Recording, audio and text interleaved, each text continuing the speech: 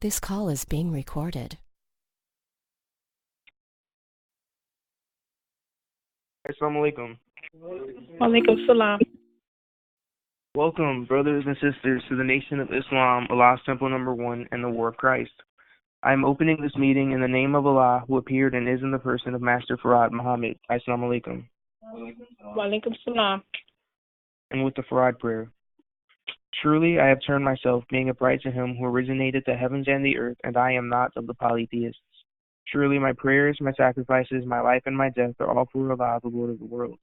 No associate has he, and this am I commanded, and I am of those who submit. O Allah, thou art the King, there is no God but thee. Thou art my Lord, and I am thy servant. I have been unjust to myself when I confess my faults, so grant me protection against all my faults, for none grants protection against faults but thee. And guide me to the best of morals, for none guides to the best of them but thee, and turns away from me the evil morals but thee. Amen. And with my meditation to Master Farad Muhammad. The Lord is my shepherd, I want not. He maketh me to lie down in green pastures, he leadeth me beside the still waters. He restoreth my soul, he leadeth me in the path of righteousness for his name's sake. Yea, though I walk through the valley of the shadow of death, I fear no evil, for thou art with me. Thy rod and thy staff, they comfort me. Thou preparest a table before me in the presence of mine enemies. Thou anointest my head with oil, my cup runneth over. Surely goodness and mercy follow me all the days of my life, and I dwell in the house of the Lord forever. Amen. Today we will be getting a lecture from the Son of Man, so we will now hear from the Son of Man.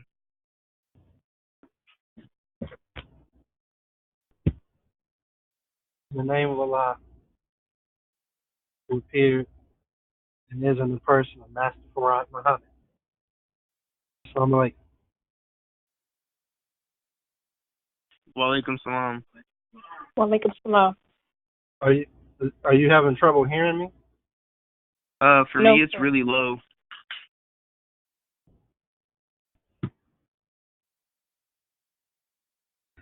Oh, let me try to Sister phone. Rebecca, is it low for you as well? No, not really. Actually, everyone sounds low on my phone. I think I'm gonna have to rejoin.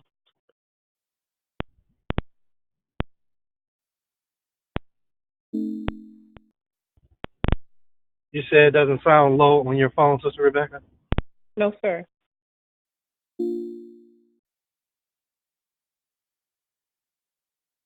Are you there, Rafiq? Yes, sir. How's my voice now? It's still low. I don't know what's wrong with my phone right now. Well, let me see if I can put in this wired plug. Hold on. Yes, sir. But it's not just you. Sister Rebecca sounds really low to me as well.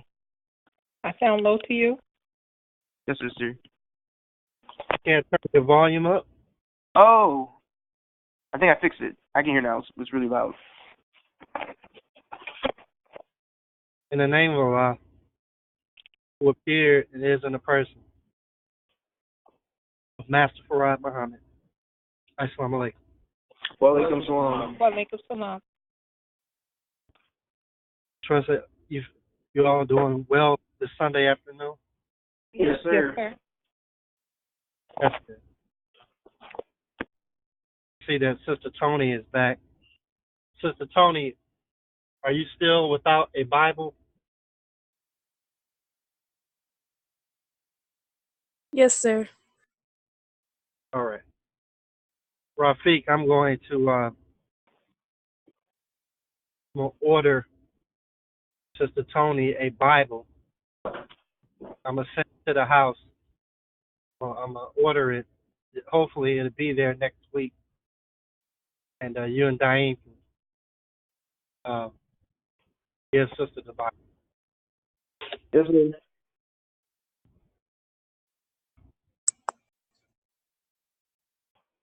No, I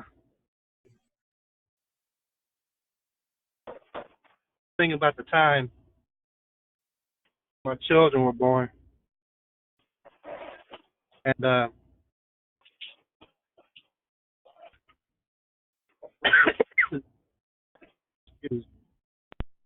excuse me. I can't remember if it was Daim or Rafiq but when I think it was one of them. So I can't recall the name of Rafiq. All I remember is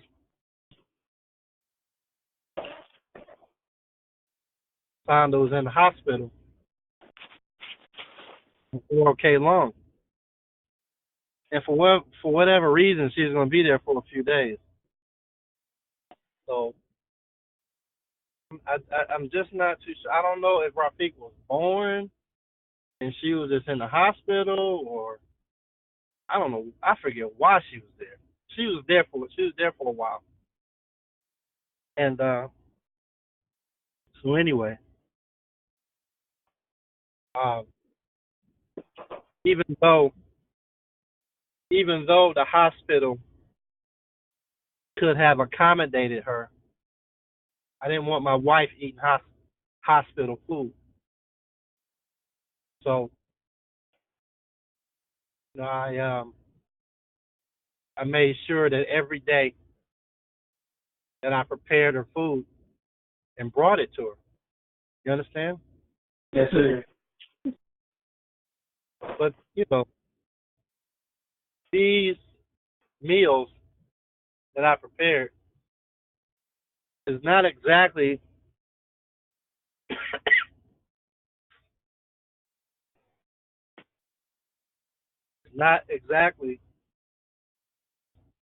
what you would call quick and easy food. So I decided that I was going to prepare my wife some salmon sandwiches. But these salmon sandwiches, you know, I dare say, are not what you would typically think as your ordinary sandwich. You know, I didn't get no cheap salmon. I didn't get no pink salmon. No, I went and got red salmon, red rich salmon, and because I had in mind that I was going to make her the best sandwich that she ever had, and that she would, you know, make her hospital stay a bit easier. And so I didn't use flour for my memory or bread in preparation of the salmon croquettes. I think I got some. Gourmet. What do you call it? Croutons? You know, the hard bread. You know, the bread squares that you normally put on a salad. Croutons. You understand? Yes, sir. Well, memory serves me correct. I got some gourmet croutons, and I crushed them to like a, like a fine powder. And that's what I use to kind of thicken the salmon. Of course, I use eggs, white onions, that kind of thing. You know, of course, I added some ginger, parsley. You know, and so anyway, the salmon croquettes were prepared twice. First, they were cooked normally after they were prepared, and then I had got some Hawaiian marinating sauce. And so after the salmon was actually cooked and prepared, then I took the pan and I poured the Hawaiian marinating sauce in the pan. Then I took the salmon and at a medium to high heat, I kind of toasted and bashed the salmon in the Hawaiian marinara sauce. Do you understand? Yes, sir. And, I got some Swiss cheese, some Kraft Swiss cheese, and a couple Swiss cheese. And I made 2 of these sandwiches. They were pretty big. So anyway, after I prepare food, the sandwiches were so big that I ain't have to make nothing else. Because she was able to eat one of them sandwiches, she was going to be stuffed. You understand? Yes, sir. Yes, sir. Yeah. So anyway, I get to the hospital. She's in bed, whatever. And, as soon as she took the aluminum foil off one of them sandwiches, the aroma of those sandwiches went throughout the hospital floor. You can just smell it everywhere. It was just super, super strong. Do you understand? Yes, sir. Yes, sir. You ever smell some food that smells so good it made your mouth water and you actually got hungry? Well, that's how good these salmon sandwiches smell. So I don't know if she got a bite or 2 in on that sandwich. Next thing you know, security comes up to her room, comes to where she was at. Come on.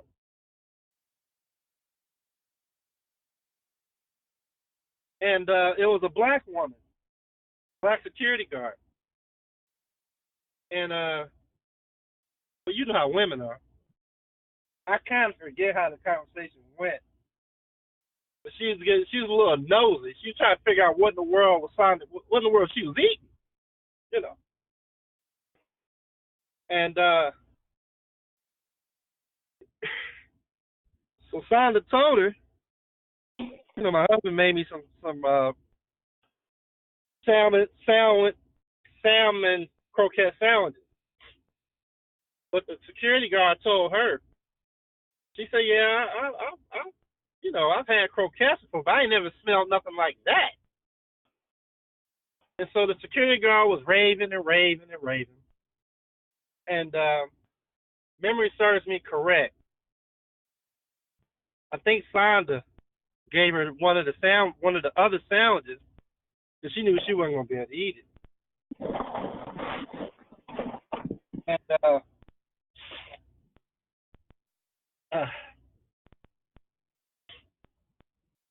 so anyway, one moment.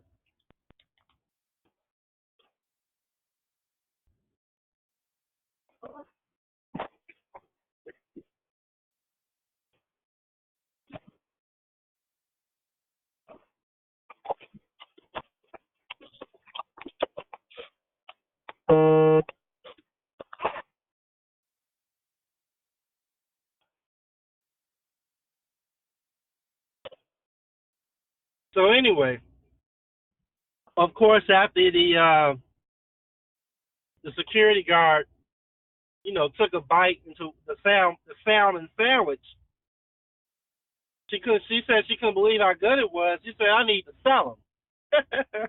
You understand? Yes, sir. Yeah. The point I'm trying to make to you is this. I want you to remember this.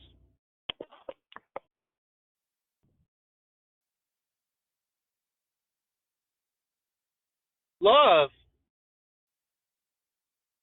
is a verb, meaning, I'm not an English professor, but I remember certain parts of speech. You got verbs, you got adverbs, you got different words in a sentence that mean different things. But a verb in a sentence, we say that a verb of the sentence is the word that does something actionable. It means action. You understand? Yes, sir. Yeah. But people of this world mistake love for an adjective.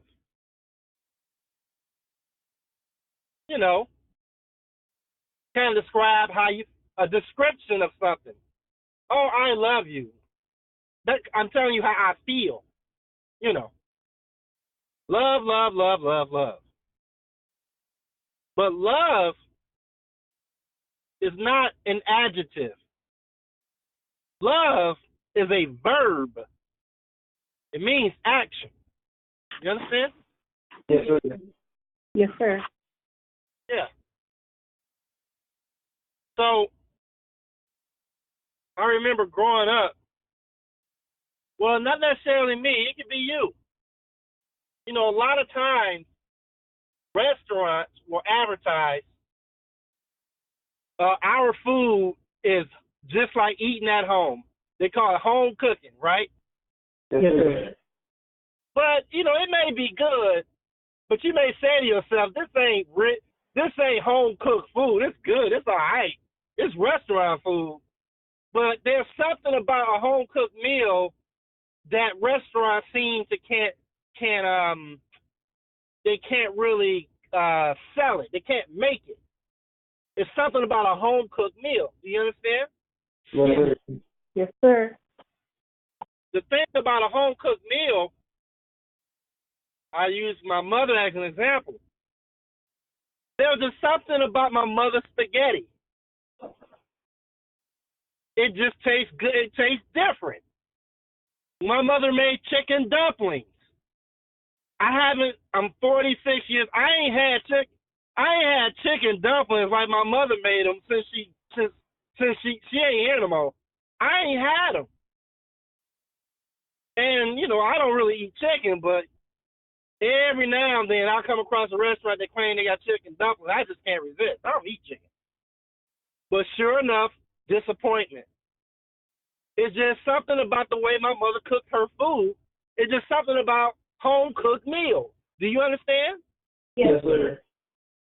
You can't mass produce in a restaurant for 200 people a home-cooked meal. Do you understand? Yes, sir. Yes, sir. Yeah. So you may say, well, what's the difference? What is it? A home-cooked meal is made with love.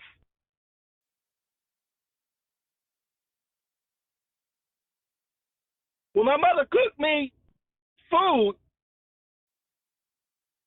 whether it was spaghetti, fried chicken, chicken dumplings, or whatever it was, when she was in that kitchen preparing that food, it was done in love. It wasn't done because, you know, she had 4 hours left before she get off her shift so she could go home. She was at home. Do you understand? Yes, sir. Yes, sir. You can't sell that. You can't sell love. You can't do it. That's why, and try it if you don't believe me. Travel in the land. You see a restaurant, say home cooked food, go in there and have them sit down and eat it. And you tell me whether or not it tastes like something you eat at home. You understand? Yes, sir. Yes, sir. You can't sell love. Love is a verb. Love is something that you do. Yeah. So anyway, that's one of the greatest misunderstandings that people have. They think love is an adjective when love is a verb. Love is an action. Love is what you do for that person. that determines the extent of your love. Do you understand? Yes, sir. Yes, sir. Not what you say, what you do.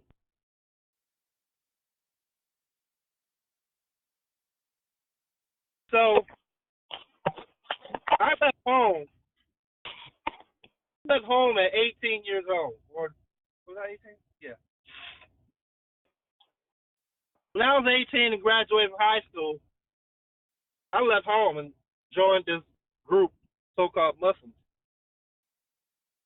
And 18 years old, I didn't know anything. Not really. Not about people and not about life. I didn't know nothing. And so basically, I entered the world with the basic assumption that everybody was just like the family I grew up with. On a basic level, everybody was kind of just like my family. Do you understand? Yes, sir. Yes, sir. That's an illusion.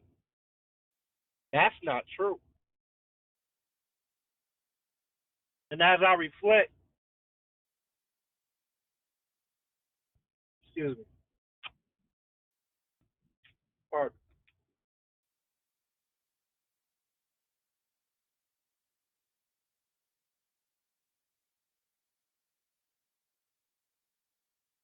Now as I reflect my 46 years and the people I dealt with,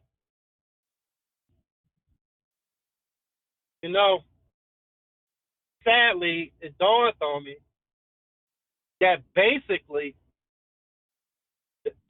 just about everybody that I've dealt with, they didn't deal with me on the basis of love. They dealt with me on the basis of power, or they dealt with me on the basis of what they can get out of me. They dealt with me on the basis of what can I do to benefit them. Do you understand? Yes, sir. Yes, sir. They say hindsight is 20/20. For many people that I thought was my friends, after I reflected on our relationship, it dawned on me that, hey, this man ain't no friend to me at all. Right? Yes, sir. Yes, sir. Yeah. Yeah.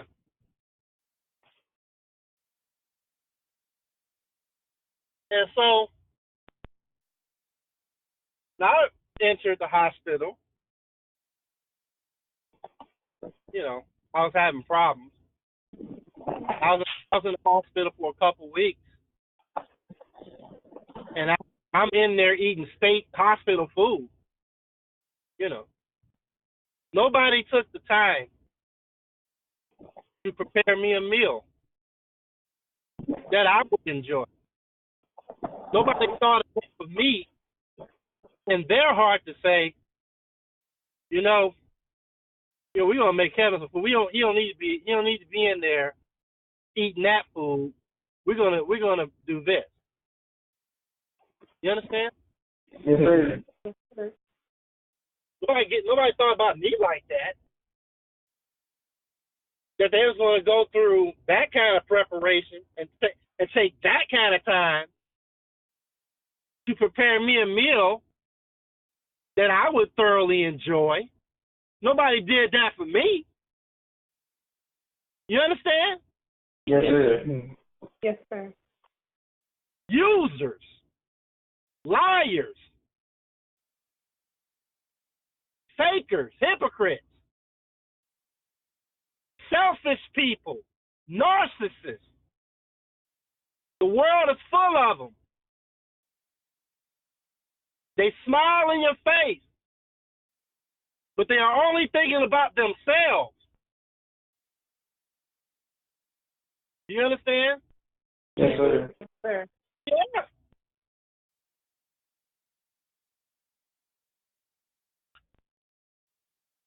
And even during the time it was happening, they say love is blind. It did not even occur to me that nobody even thought enough of me to make me some food. Because they thought enough of me not to be eating the hospital food.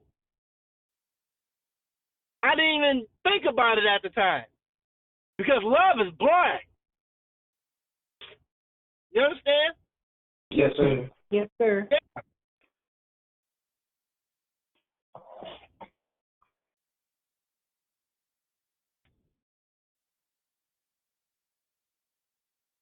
You know, there's a series of videos online where you may have seen them. I'm sure you probably have. Where there's Japanese scientists, I'll say. He has different glasses of water. I think he froze them to make ice or whatever. And on the outside of the glass of water that he turned to ice, he would have a card, and the card would have a word on it. One card would have love. One card would have hate. You know, the cards would have different words in front of the glass of water or ice. You understand? Yes, sir. Yes, sir. And what the video showed, for example, that the glass of water or the ice that was made from the glass of water that had the word love written on it as it was sitting there. So every time you look at the glass, you would say love. So he would look at the crystalline structure of the water with the word love on it. And what he would find is that the crystalline structure would be very, very beautiful, like snowflakes. You know, pretty hexagrams and stars. A very, very pretty crystalline design. Look like a pretty flower. You understand? Yes, sir. Yes, sir. Then he did the same thing for the glass of water or ice with the word hate on it. And so when you look at the crystalline structure of the water or ice with hate on it, the crystalline structure of the glass or thing of ice with hate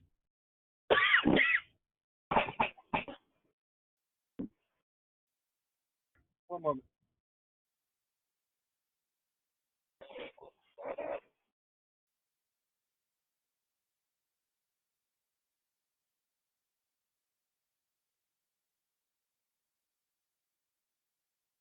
The crystalline structure with the word hate on it of the glass of water or ice was a very ugly, it didn't even make it. It didn't even have a real structure to it. It was a very, very ugly, unappealing structure. It didn't look like nothing. It was very ugly and not dark, but it just wasn't pretty at all. It was very, very ugly. I'm talking about the structure of it. You know, it didn't have fine 90-degree or 60-degree angles and squares and hexagrams looking like a snowflake. It was just something ugly and, you know, no structure to it. It was just an ugly looking picture. Do you understand? Yes, sir. Yes, sir. And that was the glass or the ice with the word hate on it. Do you understand? Yes, sir. Yes, sir. All right. So he showed that the word or what you're thinking about when you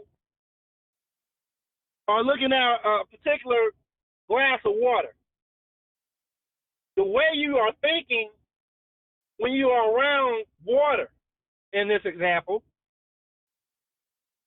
it affects the structure of the water itself, meaning it's very beautiful or very ugly. Do you understand? Yes, sir. Yes, sir. All right. Now, you think about that. You think about that. Now, so if your mother's in the kitchen fixing you some food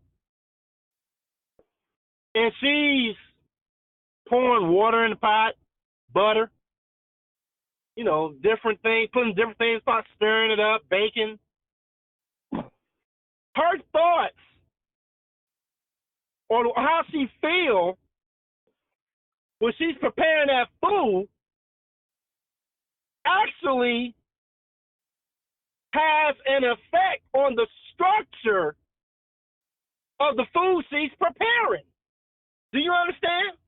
Yes, sir. Yes, sir. So, if that Japanese scientist experiment is any kind of guide, then we know that when my mom or your mom is in the kitchen fixing you whatever dinner, whether it's a bowl of potatoes, mashed potatoes, spaghetti, bean soup, whatever, we know that because a loving person who cares about you is preparing that food, we know that the crystalline structure of that which we are about to partake is beautiful. Do you understand? Yes, sir. Yes, sir. So think about it. Your mother prepares a bowl of spaghetti for you at the house. Then you run to Lafayette somewhere, go to BJ's or wherever you're going, and have some white Mexican, you name it, back there preparing your food. Well, we already know that the two dishes, even though they may be identical, we know they got two different crystalline structures because two different people made it. Do you understand? Yes, sir. Yes, sir. So when you go to McDonald's, BJ's, International House of Pancakes, you can't taste no love in that food. And the reason why you can't taste no love in that food, because the people that's cooking that food for you have no love for you. So literally, physically, it's not even there. And it's going to taste different. Do you understand? Yes, sir. Yes, sir. That's why before you eat anything, you should always bow your head and close your eyes and pray to Allah to bless whatever you eat, especially when you're not eating at home. You better pray to Allah if you smart. You understand? Yes, sir. One moment.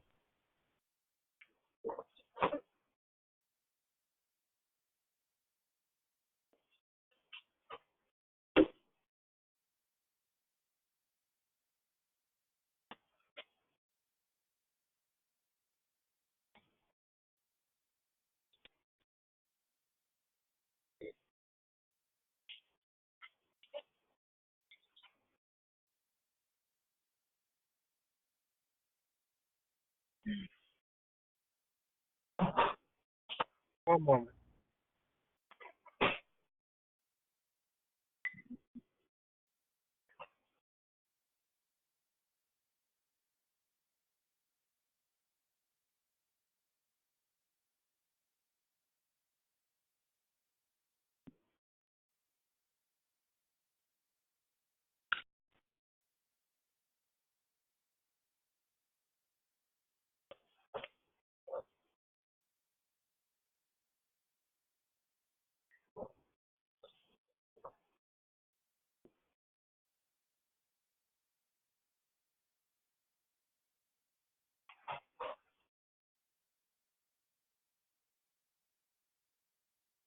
Are you there? Yes, sir. Yes, sir. I realize that my children are young, that they're just beginning to find out a little bit about what life is about. And a couple of them making the common mistakes that young men make. I guess that's part of the growing up process in this civilization or this world. But it is my hope that the things that I've learned and the assumptions that I made and that how gullible I was and naive I was about people, I hope I'm able, through words spoken to my children, I hope I'm able to impart some wisdom in their mind so they can avoid many of the mistakes that I made that, quite frankly, I had to learn the hard way. Yes, sir. Yes, sir. It's a terrible thing to leave home at 18 and wake up nearly 30 years later just to find out you were living in an illusion because you truly didn't understand the nature of people. Because you assumed on some level that people were just like your family. I'm here to tell you that they are not.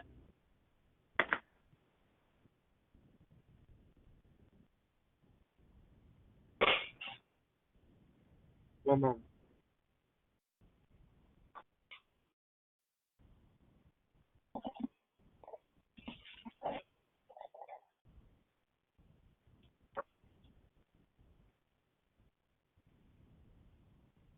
I walk around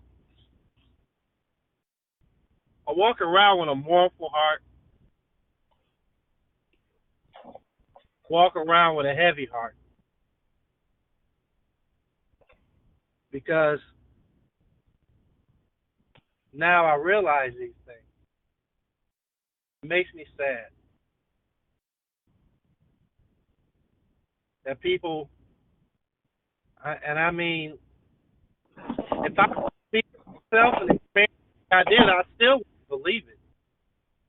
But it makes me sad to realize that people, for the most part, are selfish and only think about themselves. That's a hard thing, I suppose, for a person like me to come to terms with. 'Cause I'm not that kind of person. I never even thought like that. You understand?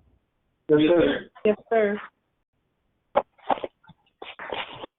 I remember I got my law degree, my law license.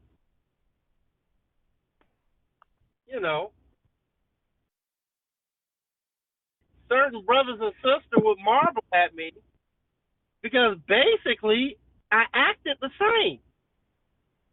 I didn't have my nose in the air. Nothing about my personality as far as dealing with anyone. Nothing changed. I didn't stop talking to certain people and hanging around certain people because I had these degrees. It actually didn't mean anything to me. Do you understand? Yes, sir. Yes, sir.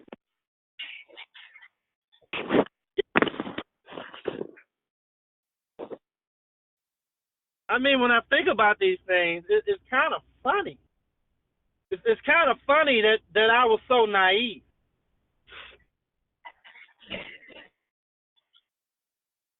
Because who's talking in the background?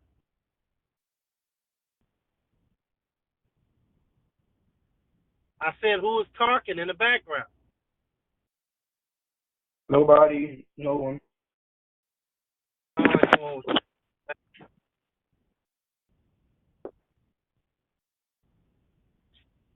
Well, I'm not going to talk about that anymore. One moment.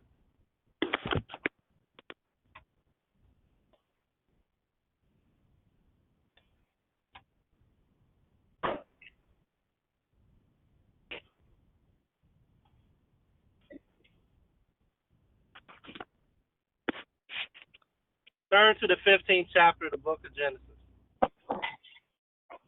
which is the first book of the Bible. Genesis.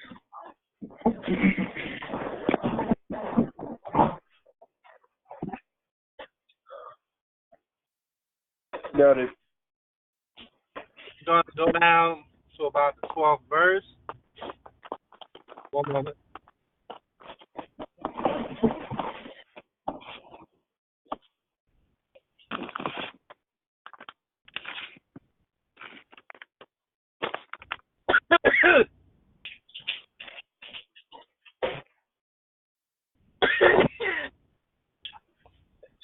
All right.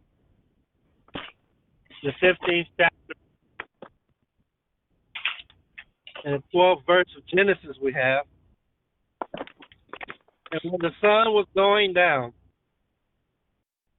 a deep sleep fell upon Abram. And lo, and horror of great darkness fell upon him. And he said unto Abram, know of a surety that thy seed shall be a stranger in a land that is not theirs, and shall serve them, and they shall afflict them 400 years. And also that nation whom they shall serve will I judge. And afterward shall they come out with great suffering. Is that right? Yes, sir. Yes, sir. So here in the 15th chapter of Genesis, we had a prophecy of Abraham's seed going into slavery. And his seed was prophesied to go into slavery for years. One moment.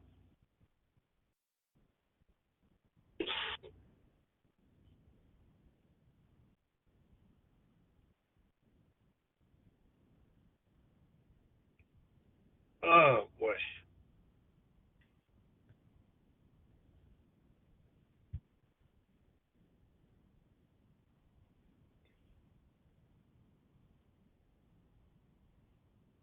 Just a second.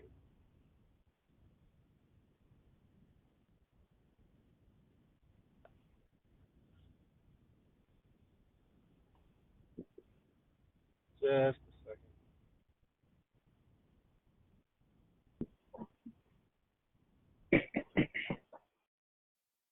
second.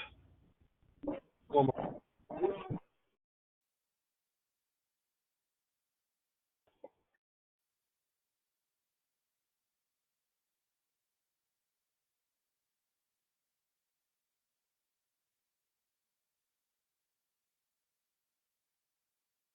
Okay.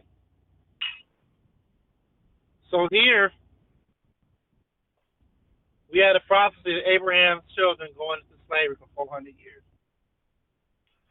Now, according to the general understanding of this prophecy, everybody believes that this prophecy and what happened in the book of Exodus, that this is old news because this stuff already happened. Do you understand? Yes, sir. Yes, sir. All right.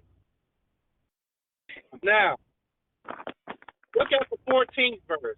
It says, and also that nation whom they shall serve will I judge. And afterward they shall come out with great substance. Is that right? Yes, sir. Yes, sir. Now,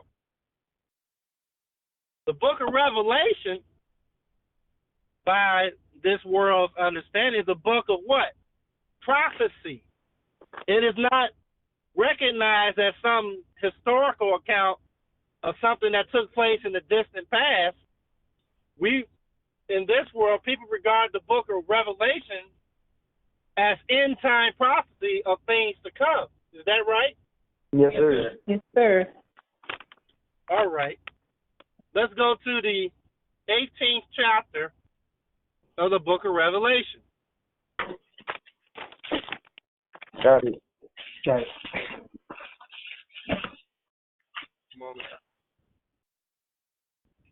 Now,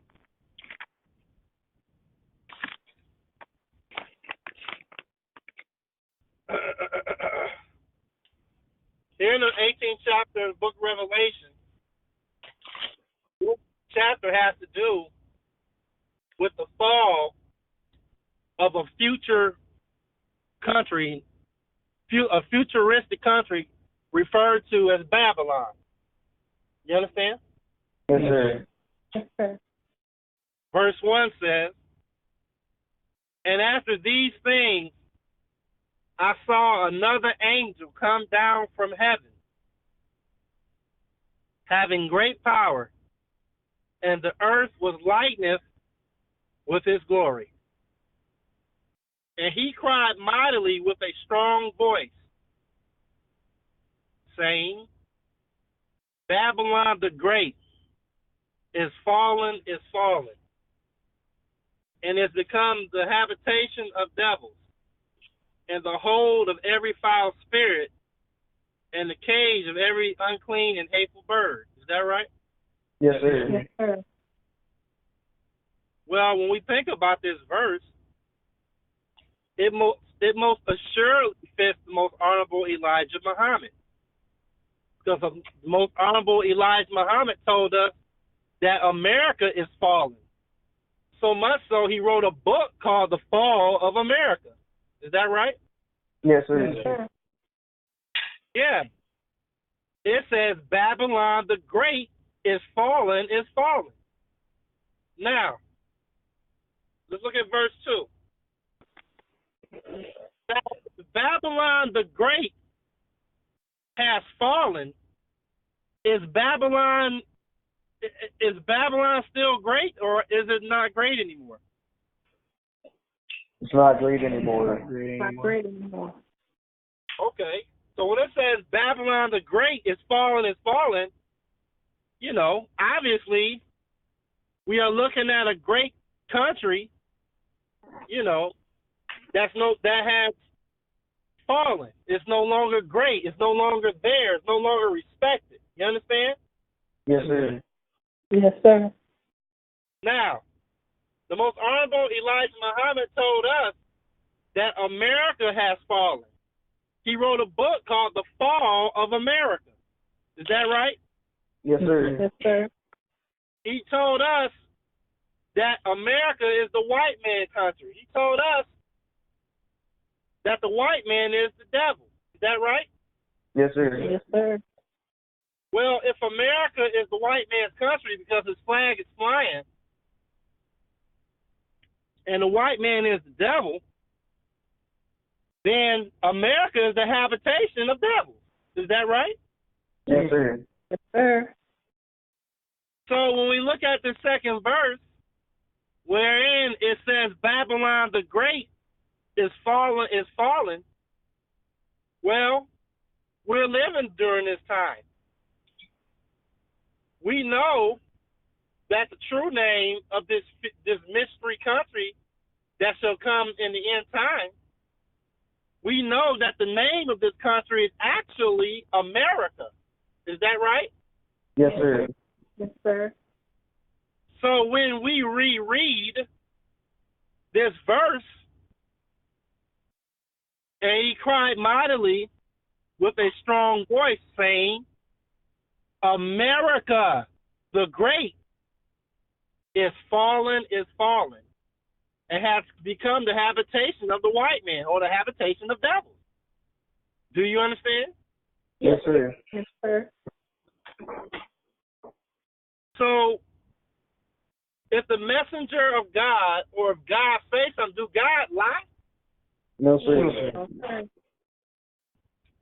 So that means that when the most honorable Elijah Muhammad told us that America has fallen, or this is the fall of America, when we look at this verse, according to what we understand, we know that America, because she has fallen, she is no longer great as she was. Do you understand?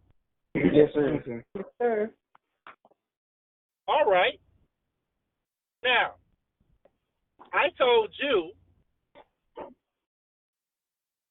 that we are living during the time of the end. I told you, according to what the messenger wrote, that our Savior has arrived, that the end of the world will take place over a 20-year period. And that this 20-year period begins in 2012 and ends in 2032. Do you understand? Yes, sir. Yes, sir. All right. Now, so according to the scripture, it says Babylon, or America, is fallen. Babylon is no longer great, or America is no longer great. Is that right? Yes, sir. Yes, sir. What was the campaign slogan of Donald Trump 2016? Make America great again. Make America great again. Do you understand? Yes, sir. Yes, sir. You are living in the time of the end. People, devils, are bearing witness to the time, and they don't even realize it. If you must make America great again, you are admitting that America has fallen. She is no longer great, just like the book says here. Is that right? Yes, sir. Yes, sir. And just like the most honorable Elijah Muhammad wrote, fall of America. Is that right? Yes, sir. Sir.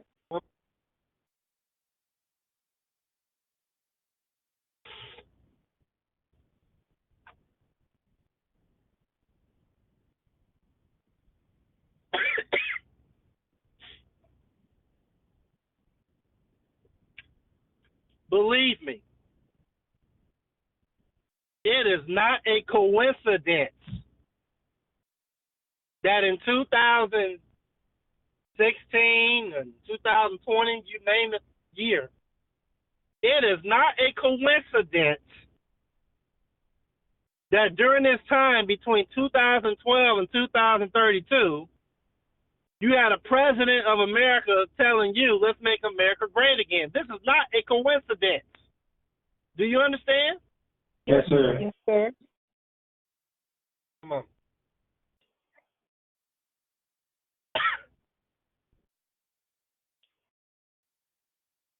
Now, excuse me.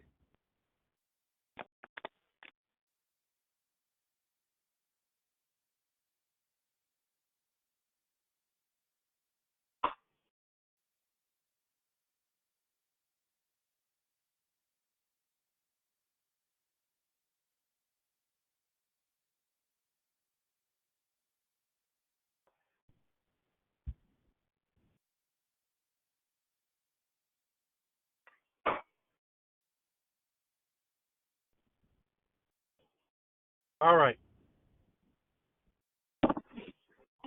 Now, remember I told you that this world, or the people in this world, have been taught that the prophecy in the book of Genesis had already been fulfilled, because we know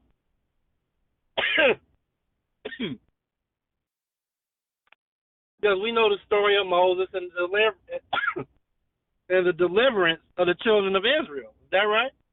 Yes, sir. All right. As a reminder, they told President Obama when he went to Egypt during his term in office, the lead archaeologist in Egypt told Barack Obama, he told him that there were never slaves, no Jewish slaves in Egypt. He said that story.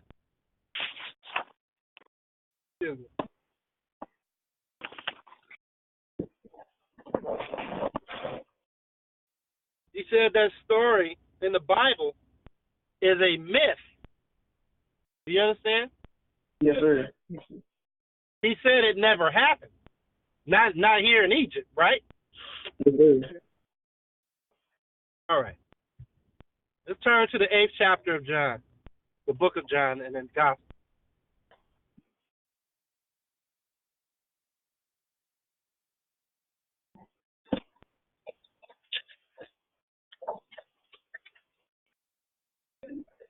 Got it. Now, Jesus in the 8th chapter of John was talking to Jews. Now, we go down to the 30th verse of the 8th chapter of John we have. As he spake these words, many believed on him. Then said Jesus to those Jews which believed on him, if you continue in my word, excuse me,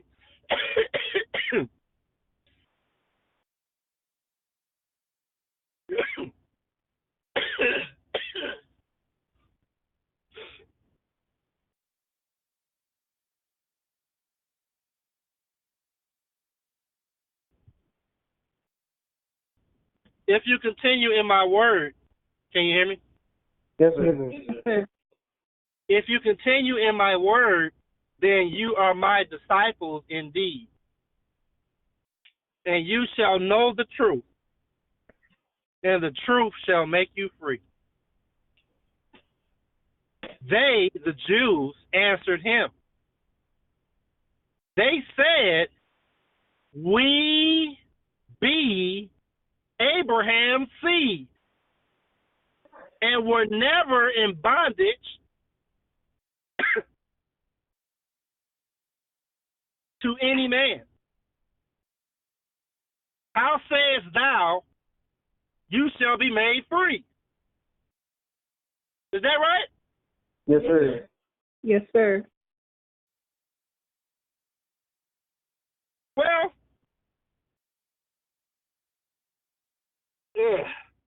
didn't we just read in the book of Genesis the prophecy concerning Abraham's seed, that they were going into bondage? Is that right? Yes, sir. Yes, sir. Now, Jesus is arguing again with these Jews. Remember, these Jews are trying to catch Jesus in a lie. They're trying to get some on him so they can justify killing him. Do you understand? Yes, sir. Yes, sir. So they got their facts straight. They're trying to get some on them. And so that's why they checked Jesus and said, look, how you gonna say? He said, we be Abraham's seed. We ain't never been no slave to any man. How says thou, you should be made free? In other words, that never happened to us. We were never slaves. Right? Yes, sir. All right.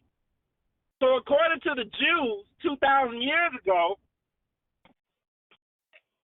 the story in the book of Exodus didn't happen. Do you understand? Yes, sir. Yeah.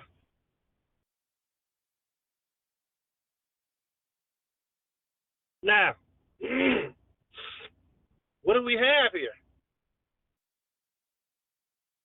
What's the first book of the Bible? Genesis. Genesis. All right. What's the last book of the Bible? Revelation. Revelation. Okay. So, which book is the oldest book? Genesis. Huh? Genesis? I can't hear you. Genesis? Genesis? Okay. All right. Now, I want to show you something. If we go back to the book of Genesis, to the 15th chapter,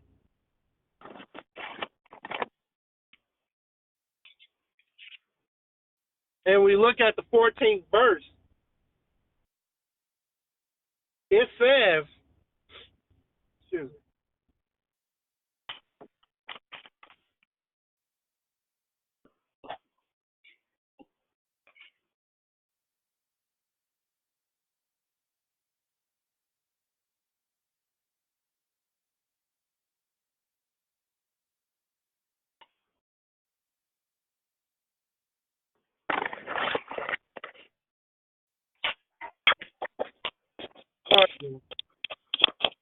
um,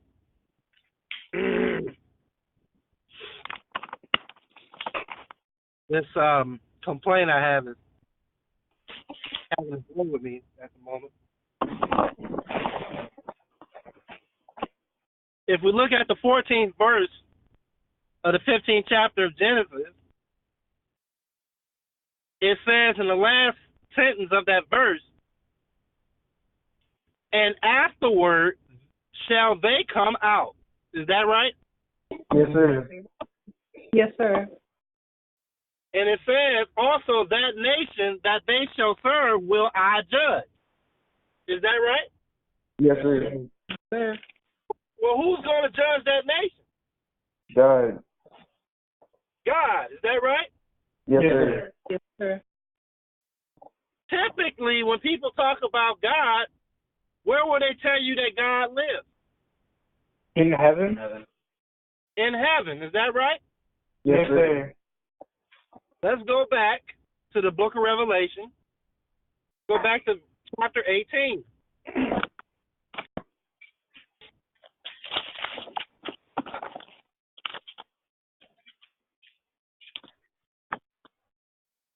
Got it?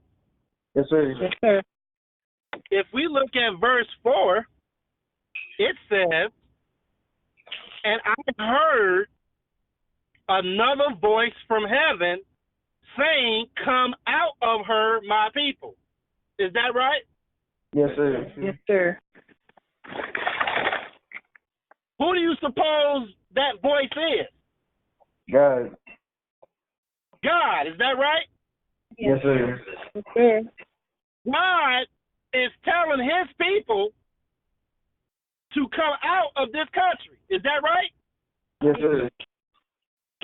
And I heard another voice from heaven saying, come out of her, my people. Is that right? Yes, sir. Yes, sir. Let's go back to Genesis chapter 15.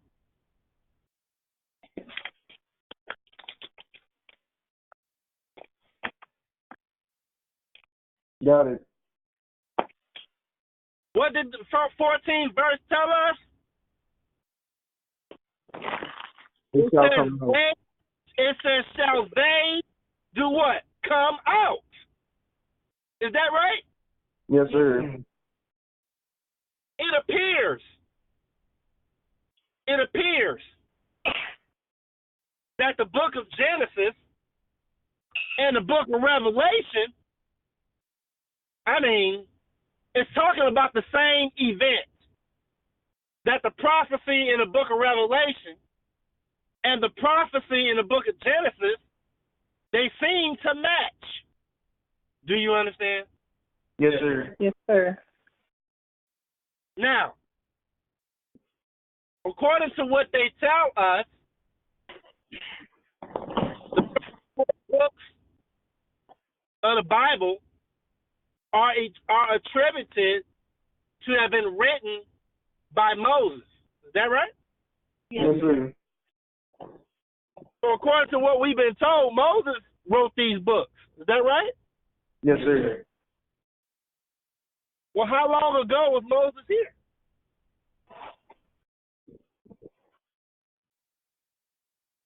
$4,000 years ago. 4,000 years ago. Is that right? Yes, sir. Okay. Go back to the book of Revelation. Got it. One moment.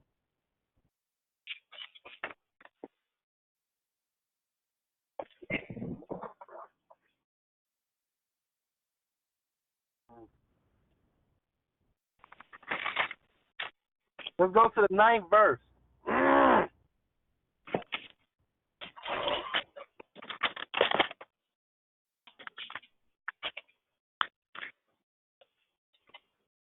Rafiq, read the 9th verse. And the kings of the earth who have committed fornication and lived deliciously with her.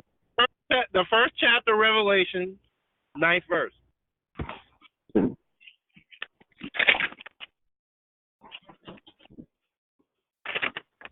I, John, who also am your brother and companion in tribulation and in the kingdom and patience of Jesus Christ, was in the isle that is called Patmos for the word of God and for the testimony of Jesus Christ. Now, according to the book, the writer of this book was on the Isle of Patmos. Is that right? Yes, sir. Yes, sir. Well, according to what we've been taught, who do we know that was on the Isle of Patmos? Yaqub. Yaqub. Is that right? Yes, sir. All right.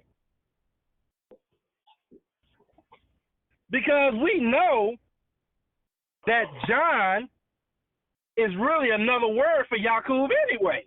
Is that right? Yes, sir. Yes, sir. I, Yaqub, who also am your brother and companion in tribulation, and in the kingdom and patience of Jesus Christ, was in the isle that is called Patmos for the word of God and the testimony of Jesus Christ. Is that right? Yes, sir. Yes, sir. Well, if the writer of the book of Revelation is Yaqub, and he was on the Isle of Patmos, when was Yaqub here on the Isle of Patmos writing the book of Revelation? Said when? I mean, how long ago since Yaqub been here? 6,600 years ago. So we know that Yaqub was here on the Isle of Patmos manufacturing white folks roughly 6,600 years ago. Is that right? Yes, sir. Yes, sir. Well, if Yaqub, the writer of the book of Revelation, was here 6,600 years ago writing this book, and Moses was here 4,000 years ago, which book is older, Revelation or Genesis? Revelation. So the book of Revelation is older than the book of Genesis. Yes, sir. Is that right? Yes, sir. Yes, sir. Yeah. Now, the funny thing is, when we consider that the book, excuse me,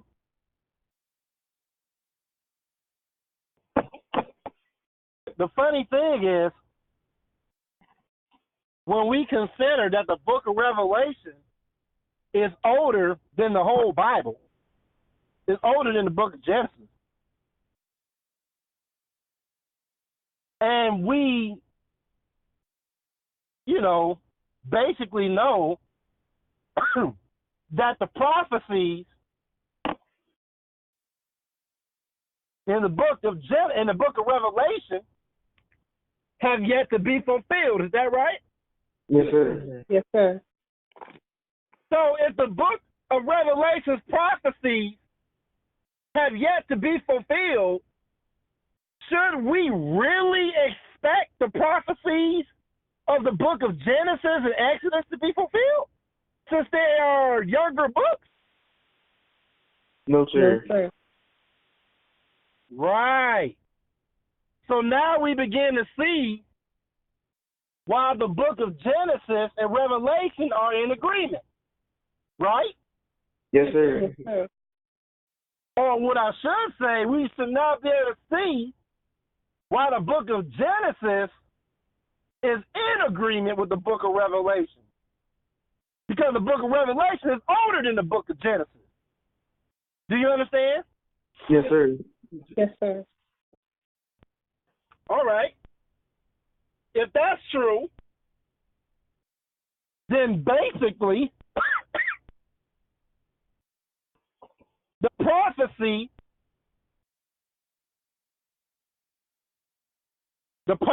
of Abraham's seed was first written in the book of Revelation. Do you understand? Yes, sir. Yes, sir. But see, what throws most people off is the so-called chronological order of the Bible. So when people look at the Bible and they see book of Genesis, they go all the way to the back, and they see the book of Revelation, their time is distorted. They're thrown off because they see the book of Genesis by the way the book is presented,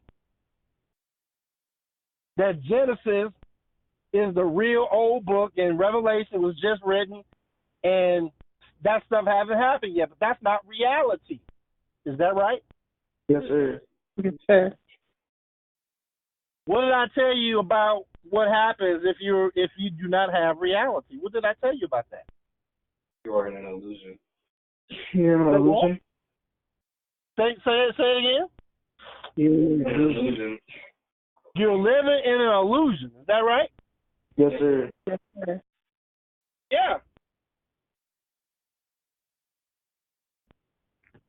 So a few minutes ago, my baby daughter here thought, she's looking at the book. Logic say book of Genesis is the older book. That's logical. Is that right? Yes, sir. Yes, sir. But that's not true. Is that right? Yes, sir. Again, when you walk outside and you see the sun rise in the east and set in the west, logically you assume that the sun circles around the earth. Is that right? Yes, sir. Yes, sir. But that's not reality, is it? No, sir. Yeah. All right. So now that we have reality, let's think about this for a moment. Let's think about it. Now,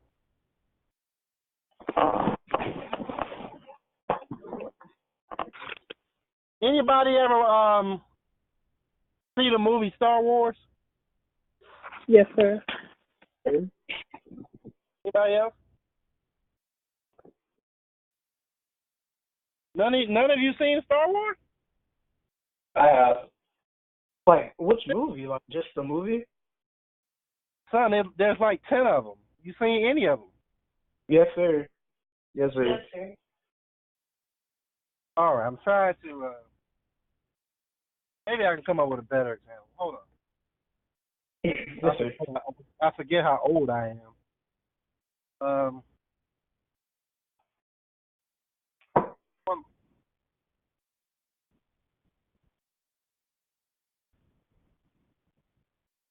All right. I mean, let's look at it this way. You ever see one of those superhero movies wherein they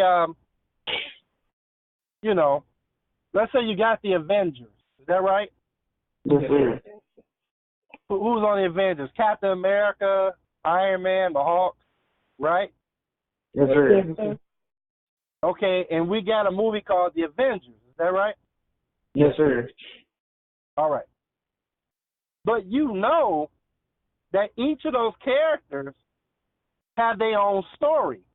Is that right? Yes, sir. Yes, sir. Or if you're watching the movie Star Wars, they make what's called prequels. Because when you first see Star Wars, you just drop in this universe with ships and you see Darth Vader and you see all this stuff. And you just drop in the middle of this action movie. But then later on, the people of the producer of the movie, they'll make another movie they'll call it a prequel. They'll show you where these characters came from and how the fight began. Do you understand? Yes, sir. Yes, sir. It's kind of like the developmental story. Is that right? Yes, sir. Yeah, kind of like this movie, The Joker. For example, the Joker is the enemy of Batman. Is that right? Yes, sir. Okay. So what they did, they made a movie about how he became the Joker. What actually drove him to that point. Is that right? Yes, sir. So the later book or the later movie kind of explains what you seen when you first went. Do you understand? Yes, sir. Yes, sir. All right. So let's get some understanding here. So you got this book called Revelation. And in this book called Revelation, you got dragons, you got white horses, red horses, pale horses, black horses. You got locusts, you got frogs, you got angels with vials, you got beasts, you got false prophets, you got the devil, and when you open the book of Revelation, everything just thrown at you. Is that right? Yes, sir. They don't tell you where the devil came from. They don't explain that. These characters are just there, and you're just in the middle of the story. Is that right? Yes, sir. Yeah. So, and the book of Revelation is kind of hard to understand. Do you understand? Yes, sir. Yes, sir. All right. So,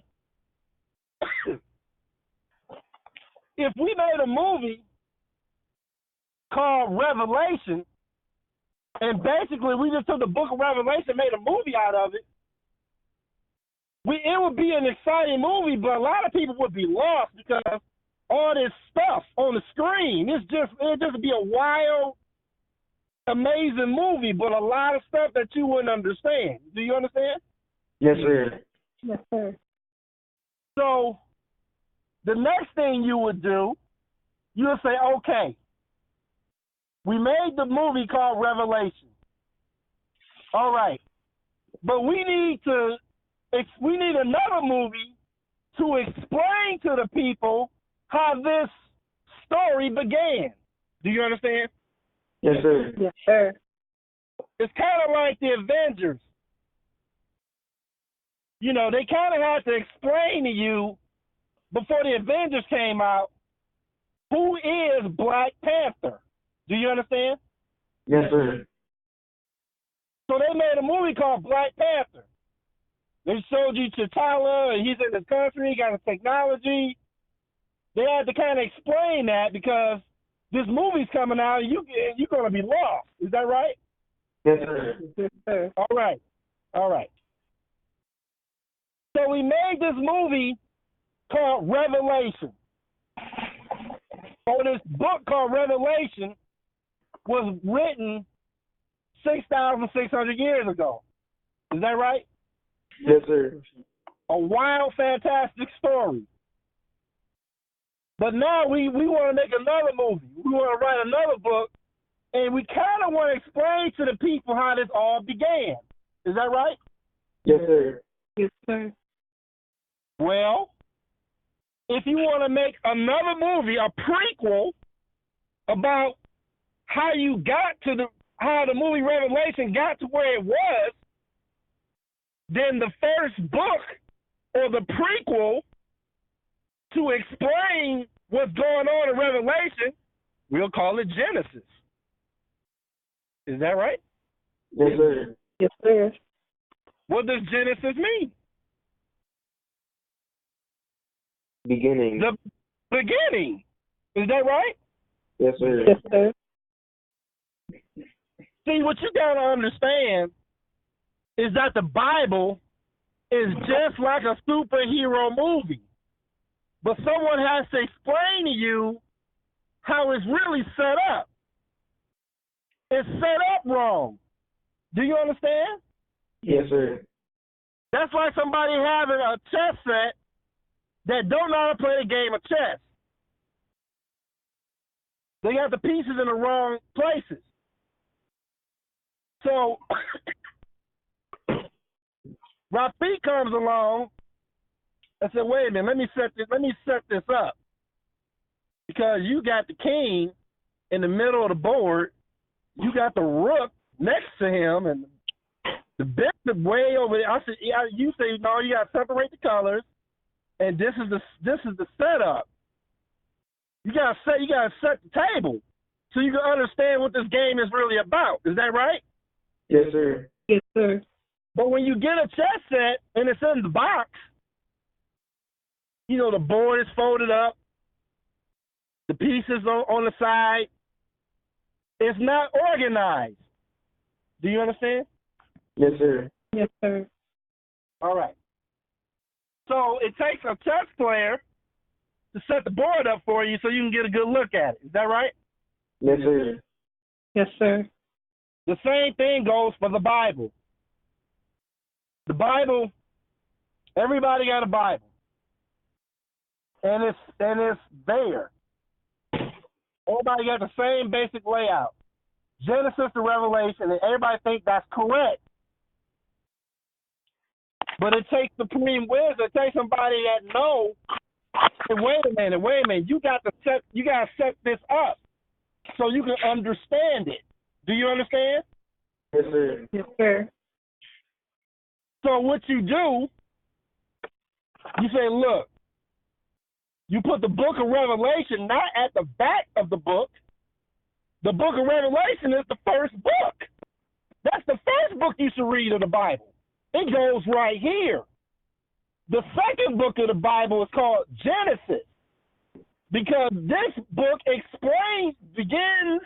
begins to explain to you how you got to where you got to in the book of Revelation. Do you understand?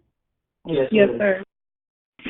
And then the book of Exodus kind of goes into detail about how God's people escaped the country. Is that right?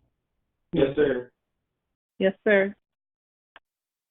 Because the book of Revelation don't go into detail. It just say, God said, come out. But it don't go into no detail. Do you understand? Yes, sir. Yes, sir.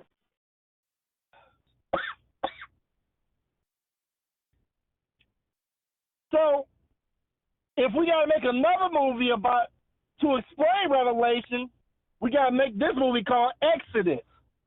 Because this movie is going to explain to you how God's people escaped what was written in Revelation chapter 18. The book of Exodus is going to take you through all the details of how that happened. Do you understand? Yes, sir. Yes, sir. Now are you beginning to see the reality of the Bible? Yes, sir.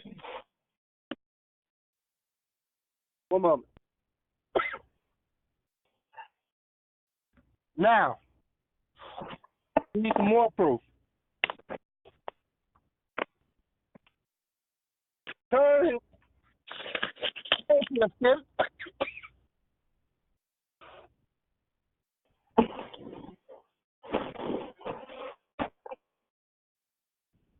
Hold on.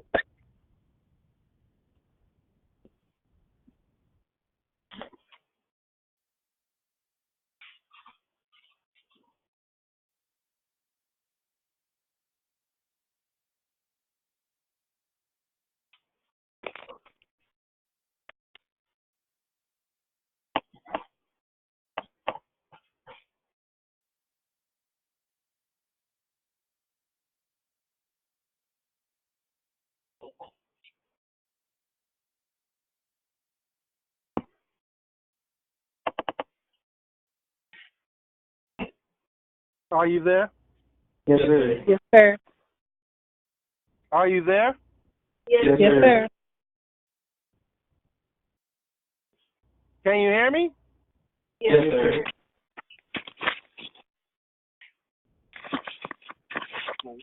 Can you hear me? Yes, sir. Yes, sir. I don't know how in the world my volume went down to 0. I didn't do that. Oh, okay. Let's turn to the 50.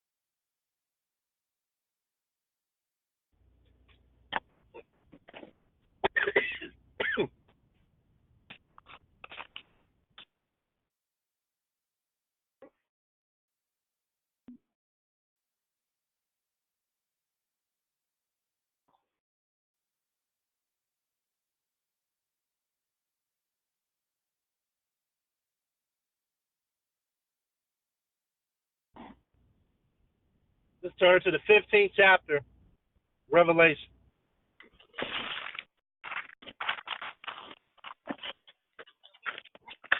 You got it? Yes, sir. Yes, sir.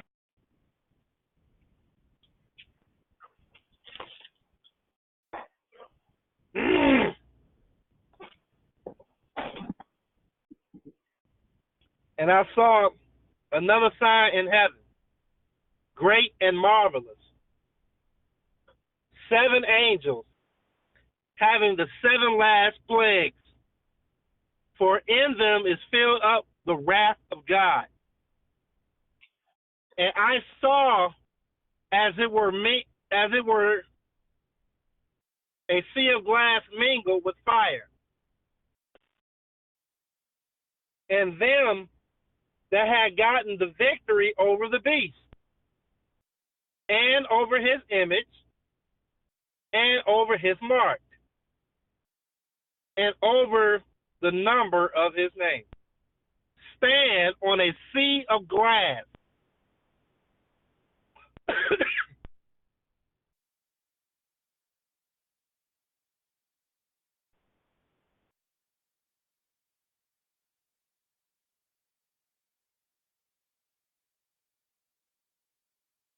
Can you hear me? Yes, sir. Yes, sir. Stand on a sea of glass, having the harps of God. And they sing the song of Moses, the servant of God. Is that right? Yes, sir. Yes, sir. They sung the song of who? Moses. Moses. Moses. Is that right? Yes, sir. Yes, sir. Mighty strange that the book of Revelation is telling you that God's people is singing the song of Moses. Is that right? Yes, Yes, sir. sir. And they sing the song of Moses, the servant of God. And the song of the Lamb saying, great and marvelous are thy works, Lord God Almighty. Just and true are thy ways, thou King of saints. Is that right? Yes, sir. Yes, sir. So when God's people came out and got the victory, they sung the song of Moses. Is that right? Yes, sir. Yes, sir. That's strange, considering that this world teach you that what happened in the book of Exodus is ancient history. Yet the book of Revelation is telling you that God's people will sing the song of Moses. Is that right? Yes, sir. Yes, sir. Turn to the 15th chapter of the book of Exodus.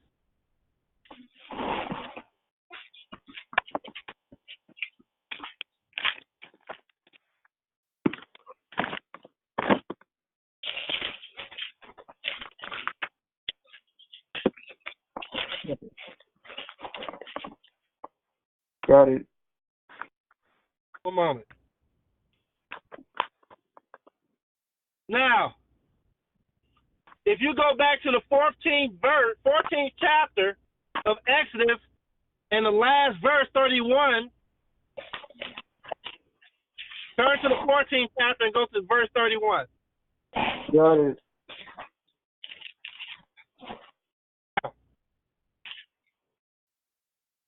It says, and Israel saw the great work which the Lord did upon the Egyptians.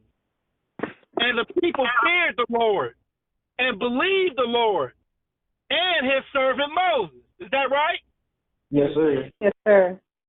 So here in the book of Exodus, we are reading about the victory of the children of Israel over the Egyptians. They just won. They just got free. They came out of Egypt into the promised land. Do you understand? Yes, sir. Yes, sir. Or I should say that they came out of Egypt and the Lord destroyed Egypt, destroyed their enemies, more accurate.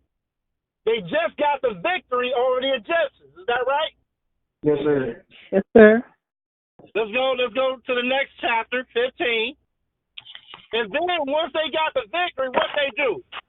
In chapter 15 it says, then sang Moses and the children of Israel this song. They sung the song of Moses. Do you understand? Yes, sir. Did not the book of Revelation tell you that God's people will sing the song of Moses? Yes, sir. Yes, sir. But like any good movie that has a lot in it, the book of Revelation didn't go into great detail about the song of Moses. It just told you they sang the song of Moses. Is that right? Yes, sir. Yes, sir. But here in the book of Exodus, which came after the book of Revelation, like a prequel or like an origin story, it takes the viewer or the reader into more detail. It gives you more explanation. Then sang Moses and the children of Israel this song unto the Lord, and spake, saying, I will sing unto the Lord, for he hath triumphed gloriously. The horse and his rider hath he thrown into the sea. The Lord is my strength and song, and he is become my salvation. He is my God. and I will prepare him a habitation, my father's God, and I will exalt him. The Lord is a man of war. The Lord is his name. Pharaoh's chariot and his host has he cast into the sea, and his chosen captains are also drowned in the Red Sea. The depths have covered them. They sank into the bottom as a stone. Thy right hand, O Lord, is become glorious in power. Thy right hand, O Lord, have dashed in the pieces the enemy. And in the greatness of thine excellency, thou hast overthrown them that rose up against thee. Thou sentest forth thy wrath, which consumed them as stubble. And with the blast of thy nostrils, the waters were gathered together. The flood stood upright as in heat, and the depths were congealed in the heart of the sea. The enemy said, I will pursue, I will overtake, I will divide the spoil. My lust shall be satisfied upon them. I will draw my sword, my hand shall destroy them. Thou didst blow with thy wind. The sea covered them. They sank as lead in the mighty waters. Who is like unto thee, O Lord, among the gods? Who is like thee, glorious in holiness, fearful in praises, doing wonders? Thou stretchest out thy right hand, the earth swallowed them. Thou in thy mercy hast led forth thy people, which thou hast redeemed. Thou hast guided them in thy strength unto thy holy habitation. The people shall hear and be afraid. Sorrow shall take hold in the inhabitant of Palestine. Then the dukes of Edom shall be amazed, and the mighty men of Moab. Trembling shall take hold of them, and all the inhabitants of Canaan shall melt away. Fear and dread shall fall upon them. By the greatness of thy arm they shall be still as a stone.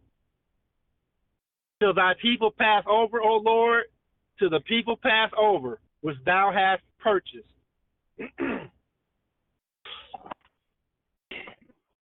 Thou shalt bring them in and plant them in the mountain of thine inheritance, in this place, O Lord, which thou hast made for thee to dwell in the sanctuary, O Lord, which thy hands have established. The Lord shall reign forever and ever. The horse of Pharaoh went in with his chariots, and with his horsemen into the sea. And the Lord brought again the waters of the sea upon them. But the children of Israel went on dry land to the midst of the sea. Hold on one moment.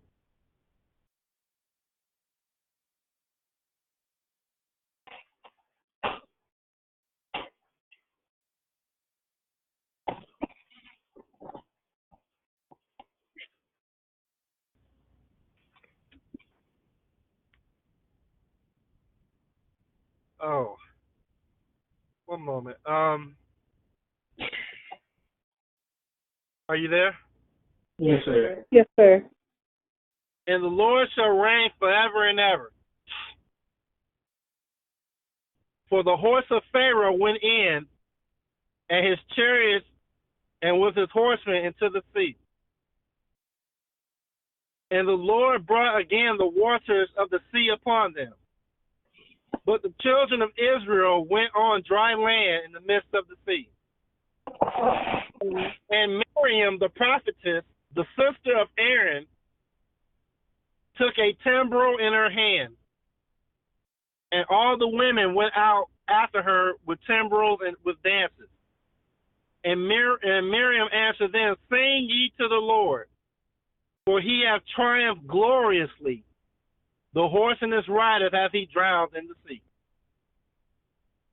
So Moses brought Israel from the Red Sea, and they went out to the wilderness of Shur, and they went 3 days in the wilderness and found no water. All right, one moment.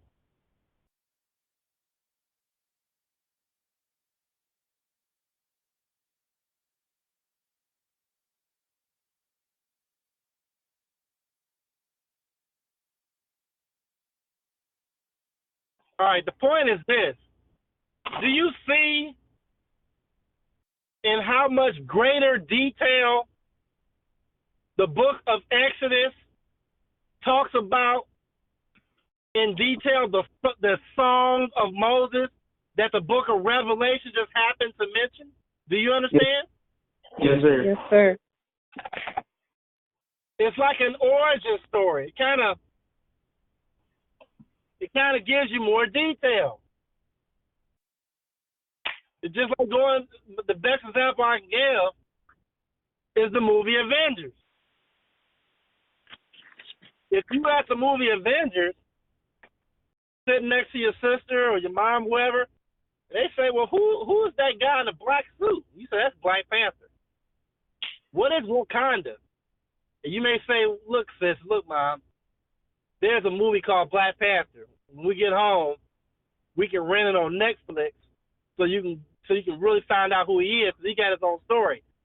But this movie don't really have time to go into detail everything about Black Panther. This movie just kind of telling you everything that's happening at the end. Do you understand? Yes, sir. Same thing with the Bible. Book of Revelation is first. It just tells you this happens, that happens, this happens, but it ain't got time. It don't go into great detail. You got to go see the other movie. You got to go see the other prequels to get if you want the full story. Do you understand? Yes, sir. Yes, sir. And so since we know or regard that the book of Revelation prophecies basically have not happened yet, they are futuristic, now we can understand why the prophecy concerning Moses and the children of Israel didn't happen according to the Jews. Now you understand why.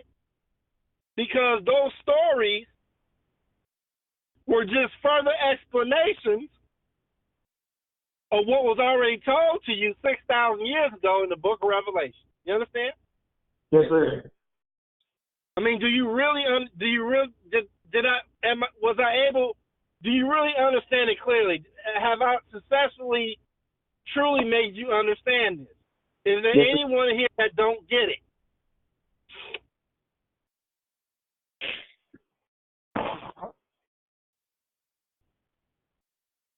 All right.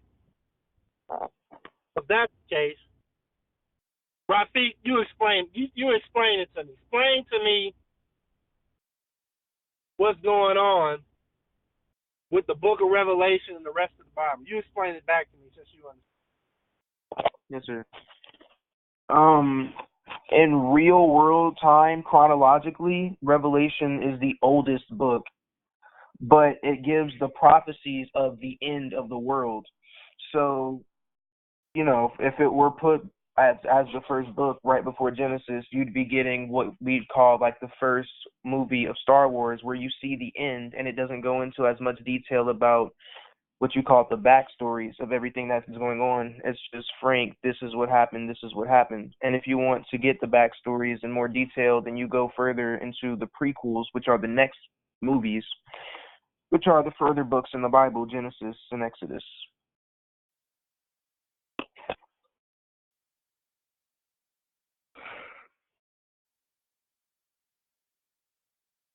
All right. Well, I think I've talked long enough, and I pray to Allah that you learned something today. All right, Rafiq. Do we have any questions or comments before we close our Sunday school? Thank you, Son of Man, for giving us a great lecture this Sunday afternoon. Yeah, that was a very in-depth lecture. I wanted to thank Son of Man for also giving a lecture, as well as for our guests in the Sunday school. Thank you for all participating. Amen. Thank you, Son of Man, for giving a great lecture today. And thank everyone for being present today.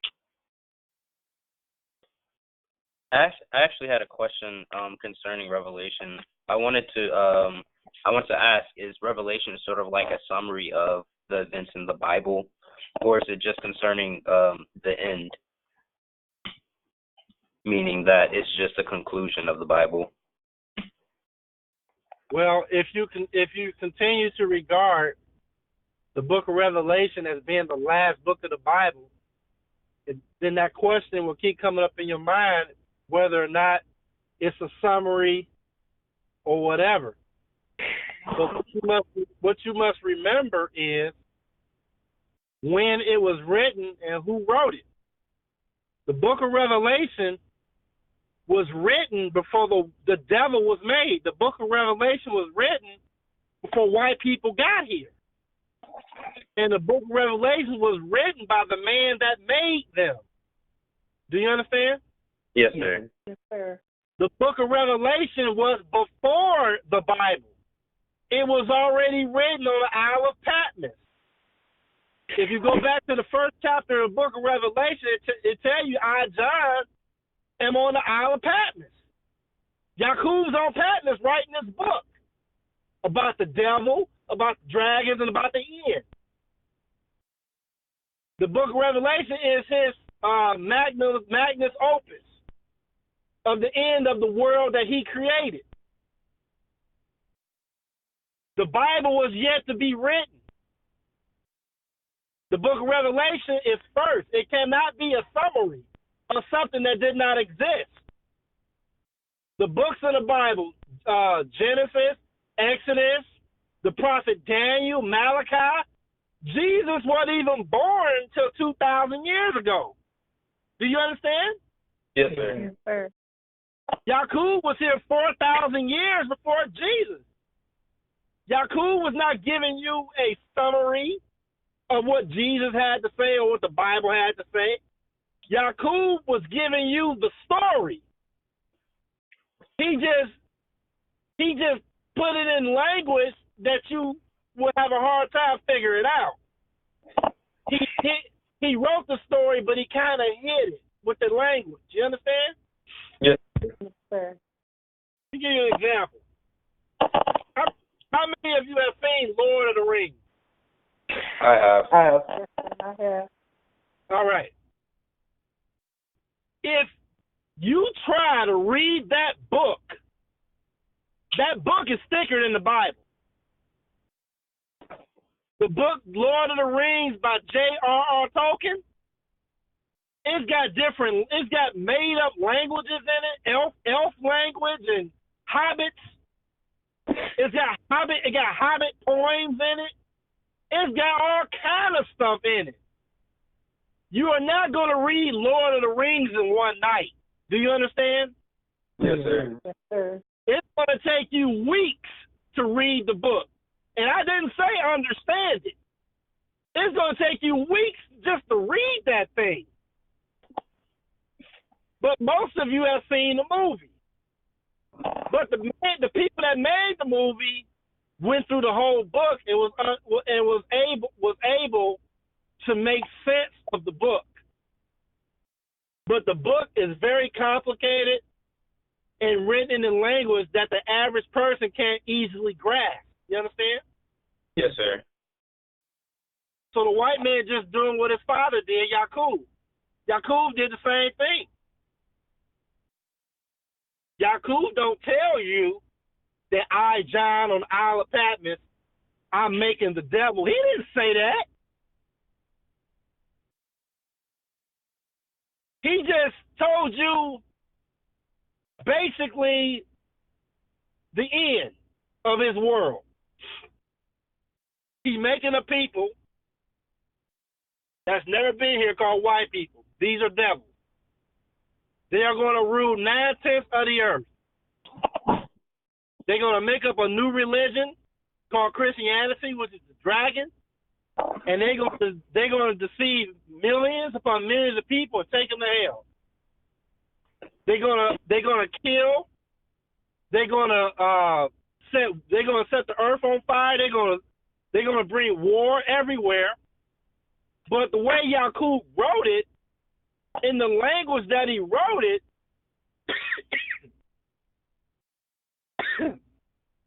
excuse me, you wouldn't understand it like that. It's written in a what's the word? It's written in an esoteric or Masonic or encrypted language. Do you understand? Yes, sir. So if you don't have any understanding and you read it, you might think you're reading a comic book about 4 horses flying through the air, about dragons bringing a third of the stars from heaven, from outer space to the earth. All this stuff, if you don't have no understanding. So he wrote it like that in an encrypted manner about the end. But it took Master Farad Muhammad and giving that supreme wisdom to Elijah Muhammad for us to take the book of Yaqub, the book of Revelation, and open it and finally figure out what this book is really talking about. So the Honorable Elijah Muhammad cracked the code. Now we know what the book of Revelation is really talking about. Do you understand? Yes, sir. Yes, sir. Any other questions? No, sir. All right. All right. If there are no other questions or comments, we will close the Sunday school with the Muhammad children giving their Farad prayers and their meditations to Master Farad Muhammad, starting with Amaria. Surely I have turned myself being upright to him who originated the heavens and the earth, and I am not of the polytheists. Surely my prayers, my sacrifices, and my life and my death are all for Allah, the Lord of the worlds. No associate has he, and this is my commandment, and I am of those who submit. O Allah, thou art the King, there is no God but thee. Thou art my Lord, and I am thy servant. I have been unjust to myself and confess my faults. So grant me protection against all my faults, for none grants protection against faults but thee. And guides me to the best of morals, for none guides to the best of them but thee, and turns away from me the evil morals but thee. The Lord is my shepherd, I want not. He maketh me to lie down in green pastures. He leads me beside the still waters. He restores my soul. He leads me in the paths of righteousness for his name's sake. Yea, though I walk through the valley of the shadow of death, I fear no evil, for thou art with me. Thy rod and thy staff, they comfort me. Thou preparest a table before me in the presence of mine enemies. Thou anointest my head with oil, my cup runneth over. Surely goodness and mercy follow me all the days of my life, and I dwell in the house of the Lord forever. Amen. Surely I have turned myself to upright to him who originated the heavens and the earth, and my apologies. Surely my prayers and sacrifices, my life and my death are all for Allah, the Lord of the worlds. No associate has he, and this is my commandment, and I am of those who submit. O Allah, thou art the King, there is no God but thee. Thou art my Lord, and I am thy servant. I have been unjust to myself, and I confess my faults. So grant me protection against all my faults, and none grants protection against faults but thee. And guide me to the best of morals. For none guides to the best of them but thee, and turns away from me the evil morals but thee. Amen. The Lord is my shepherd, I want not. He maketh me to lie down in green pastures. He leads me beside the still waters. He restoreth my soul. He leadeth me in the path of righteousness for his name's sake. Yea, though I walk through the valley of the shadow of death, I fear no evil, for thou art with thee. Thy rod and thy staff, they comfort me. Thou preparest a table before me in the presence of mine enemies. I anoint my head with oil, my cup runneth over. Surely goodness and mercy follow me all the days of my life, and I dwell in the house of the Lord forever. Amen.